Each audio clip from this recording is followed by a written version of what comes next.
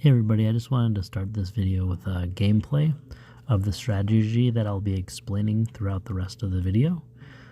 So what I did here is just speed up the battles and to show you that, basically I was pretty much easily able to go, I think it was 7 or 8 victories in a row, and all the experience went to the mini that I was hoping it would, because every other mini in my deck was already maxed, right? So it will explain in the upcoming video, you're going to want to try to get 5 minis to max so that you can power level whatever mini you want to try to get the experience on in your 6th slot. As you can see from the gameplay, it's pretty easy. I was able to just, go 7 or 8 victories with these because I'm dropping my honor level. I think it's called honor. But yeah, so basically I take it down to like 2,000, as I'll explain in this video, and then I will, then start trying by just losing a bunch of battles, and then by the end of it, once I get down to like the low 2000s, then I'll just start playing, and the levels go easy.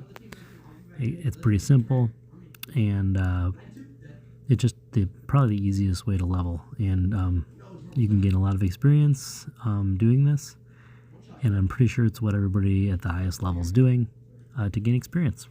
So hope you enjoy the video, and just stay tuned. Thanks. Hey everybody, I just wanted to make a quick video on basically what do you do after you get to, complete the campaign. You have 160 sigils, and what is the best thing to do next? So the best thing, in my opinion, to do next is to prepare for the end game, right? So PvP and Onyxia are basically the only 2 things left after you beat the campaign. And so in my opinion, what I recommend doing, and I think it's what a lot of the whales do, they do this kind of power leveling technique to get their minis all maxed, right?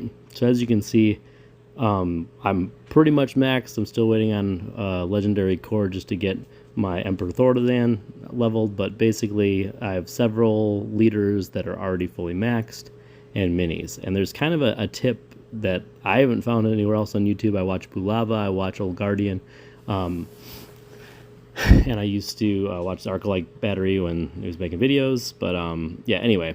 So basically, the best thing, in my opinion, to do is to level, I would say, so find a leader that is not going to be in the meta for PvP. So what I mean is, like, the main 4 leaders that you'll use typically, and maybe there's more now that the new leaders have been released, but basically Baron, here I can just show you them.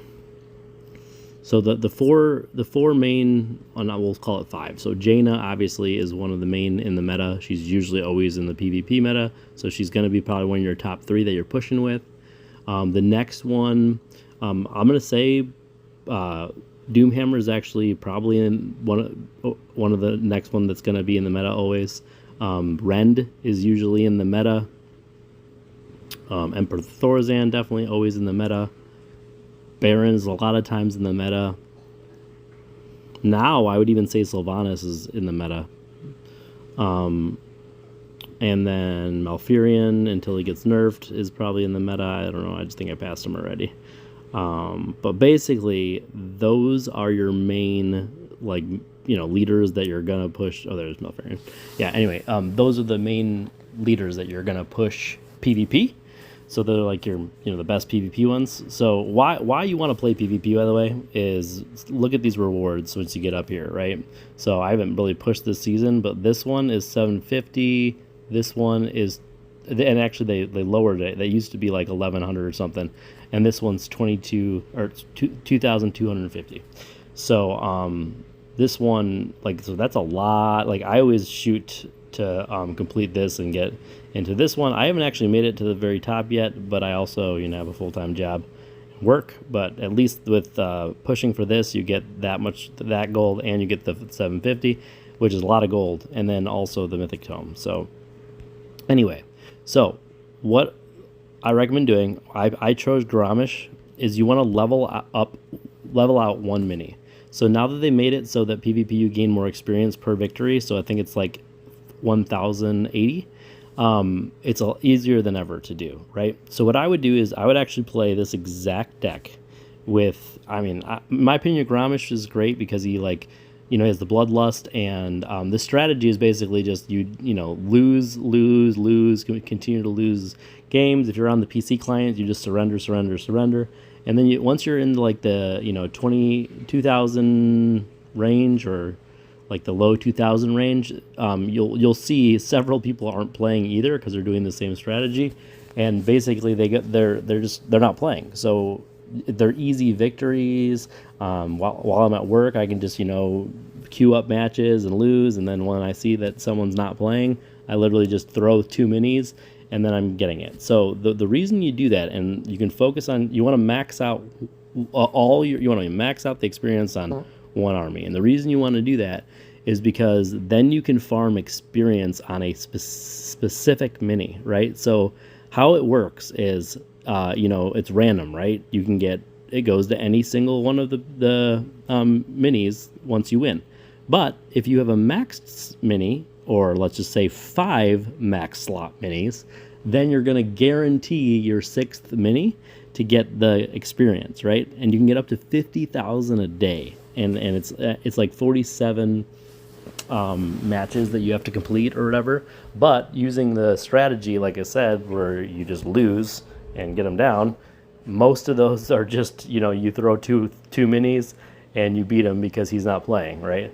So it's just a way to and even when you do, so when I do start playing, I usually will just start climbing, and it's really easy to because the level people you're playing at such low levels and bots that you can just easily win 15, 20 in a row, right? And that just boosts, gives you a bunch of experience. And meanwhile, while you're doing that, once you see these are blue quests, you're going to want to play those just because they give you more experience than, as long as it's blue or purple, it'll give you more experience than a PvP victory will, right? So, so essentially, as you can see, I have my Blizzards maxed, all the minis that I care about maxing are pretty much maxed now with the strategy. So let me, I'm basically just going through, and by the way, you don't want to make minis legendary until they are maxed, fully maxed. And the reason for that being is basically in PvP, how it works, the leveling system, you can see it right here.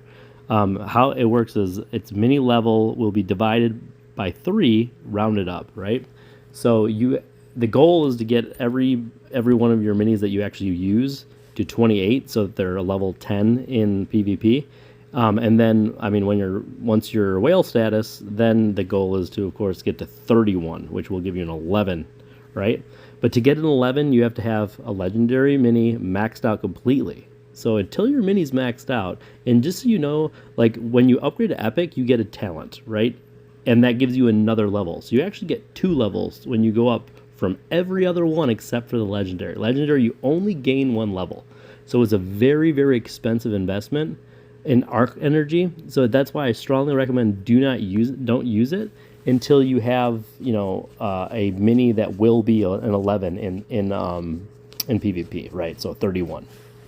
And then why these minis is you'll use these all the time in the meta. So keep in mind, if you don't have Deep Breath because you haven't beat Onyxia yet, you can swap that with Blizzard or Griffin Riders, another very high used, or actually this guy's really good too.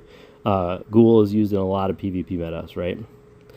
Okay, cool. So now that you kind of understand that, hopefully, let me go here. The one now I'm just working on other things, right? So the other thing that you would want minis for, or leveled up minis for, is raids, right? And for a high level player, really the only levels you care about are the last 3, right? So Baron Geddon, I always use Ren for.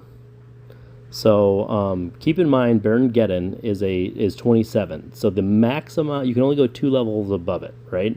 So if I had to redo when I was doing when I was doing this, right? If I knew this before, one, I wouldn't have spent any money on any experience gem or any experience boost in the game.